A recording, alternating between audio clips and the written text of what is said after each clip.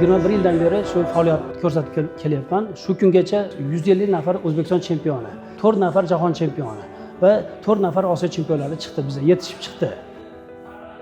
2019-yildan beri ta'limga katta e'tibor kuchaydi. 2023-yili xalq ta'lim a'lochisi ko'krak nishoni bilan taqdirlandi. Qolaversa, harakatda to'xtagan yo'qmiz.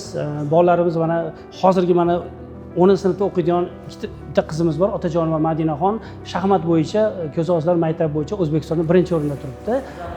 2 karra O'zbekiston chempioni.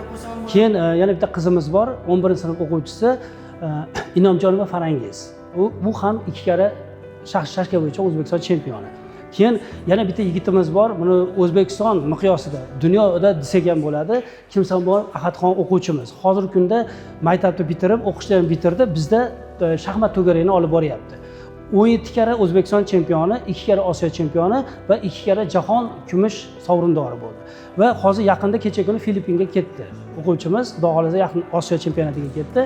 Keyin Akram Abdurahmon yigitimiz bor, u ham biz xalqaro shashkadan 23-yilda jahon chempioni bo'ldi Turkiya davlatida. 24-yili jahon Turkiya davlatida kumush jahon chempionatida kumush sovrindori bo'ldi. Ijtimoiy himoya milliy agentligi Farg'ona viloyat boshqarmasi tomonidan kuni kecha, ya'ni bizga shu sport 5-6 xil sport anjomlari berildi.